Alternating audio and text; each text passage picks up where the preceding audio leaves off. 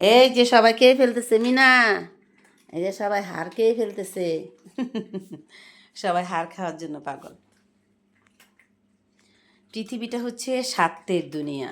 যেখানে স্বার্থ নেই সেখানে কোনো মানুষ আপনি পাবেন না। মানুষের কাছে যদি নিজেকে সস্তা না করতে চান তাহলে প্রয়োজনের আগেই কোনো মানুষের কাছে চলে যাবেন না। একজন মানুষের প্রয়োজন সেখানে যদি আপনি বুঝতে পারেন আগে থেকে চলে যান। আমি কিন্তু চাই সেটা, যখন দেখি একজন মানুষ প্রবলেমে আছে তখন আমি তার কাছে উড়ে চলে যাই, গিয়ে তাকে মানে করি, সাজেস্ট করি যে এটা করেন, ওইটা করেন, ওইটা করলে ভালো হবে, ওইটা করেন। হ্যাঁ, একজন মানুষকে অসুস্থ দেখলে তাকে পরামর্শ দিই, আপনি কোন হসপিটালে গেলে সুবিধা পাবেন, কোন হসপিটালে গেলে আপনার ভালো হবে, কোন জায়গায় গেলে আপনি যাও আম্মু খাও গো, যাও যাও, ওই যে খাইতেছে সবাই খাইতেছে, তুমিও খাও যাও।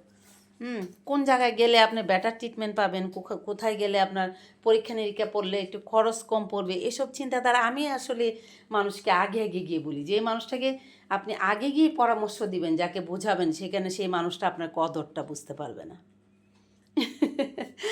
বুঝছেন, মানুষকে আপনি নিজেই তখন আপনি সেখানে সস্তা হয়ে যাবেন।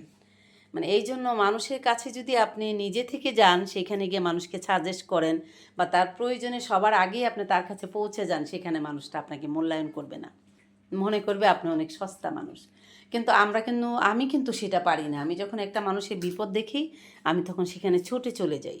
কে আমাকে কখন ডাকবে, কখন আমাকে বলবে, তখন আমি অপেক্ষা করে থাকবো, তারপর আমি তাকে একটু সাহায্য করব, সেটা আমি পারি না। আমি নিজে থেকে সেখানে উড়ে চলে যাই, সেখানে গিয়ে সবাইকে বলি, সাজেস্ট করি যে এটা করেন, এটা করেন, এটা করলে ভালো হবে, সেগুলো আমি বলি। কিন্তু আসলে হচ্ছে কি জানেন, এই সমাজের মানুষ যখন আমাদেরকে হাতের কাছে পেয়ে যায়, যখন আমরা মানুষের খুব কাছাকাছি চলে যাই, তখন মানুষ আমাদেরকে মূল্যায়ন করতে চায় না। আবার দেখবেন স্বার্থ ছাড়া কোনো মানুষকে আপনি আপনার কাছে পাবেন না। এটা কেন যে হয়, এই পৃথিবীর মানুষ কেন যে এরকমটা হচ্ছে এখন আমি সেটা বুঝতে পারি না। যখন একটা মানুষ দেখবেন কোনো প্রয়োজন তার হচ্ছে, সে দেখবেন আপনার কাছাকাছি চলে আসছে, তার প্রয়োজনে সে আপনার কাছ থেকে সুবিধা নিতে আসছে, কিন্তু আপনার প্রয়োজনে তারে আপনি কাছে পাবেন না। এটাই হচ্ছে এই দুনিয়ার নিয়ম এখন হয়ে গেছে। তো একটি কথাই বলতে চাই, সেটা হচ্ছে আমি যেটা মনে করি, আয় আয় মানা ছাড়া বেয়াদব, খালি ঝগড়া করে। মানে আমি যেটা মনে করি যে আপনি আসলে মানুষের জন্য কিছু করতে চাইলে নিঃস্বার্থভাবে করুন, সেখান থেকে আপনার কিছু পাওয়ার আশা করবেন না।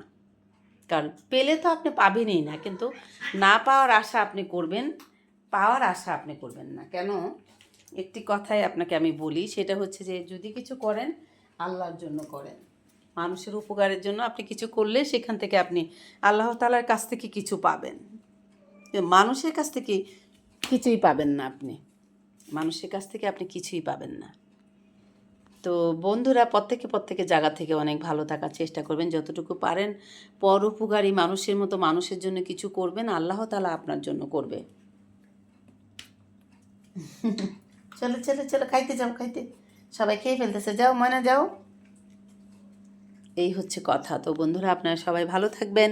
আপনাদের সাথে দেখা হবে আমার নতুন কোনো সময়, নতুন কোনো স্টোরি নিয়ে। এখন রাত 2টো বাজে, তাই আমি অনেক আস্তে কথা বলছি, মানুষ সবাই ঘুমাচ্ছে।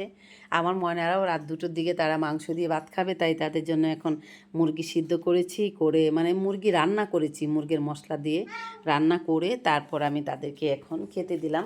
কিন্তু আমার বাচ্চারা হচ্ছে ভাতের থেকে হাড় খেতে চাই। যে দেখেন, মাংস একদম মশলা দিয়ে, মুরগির মশলা দিয়ে কষাইছি, প্রায় 1.5 কেজির মতো মুরগি। এই যে এখন দেখেন ভাত মাংস দিয়ে সমান সমান করে মেখে দিয়ে রাখছি, কিন্তু তারপরে সবাই হচ্ছে ভাত না খেয়ে মাংস খাবে, মানে হাড় খাবে, হাড়। তো বন্ধুরা, মানুষের প্রয়োজনে নিজেকে যতটুকু কাজে লাগাতে পারেন, শুধুমাত্র আল্লাহর উদ্দেশ্য করে, যে আপনি ভালো কারোর জন্য করলে আপনার জন্য মানুষ ভালো কিছু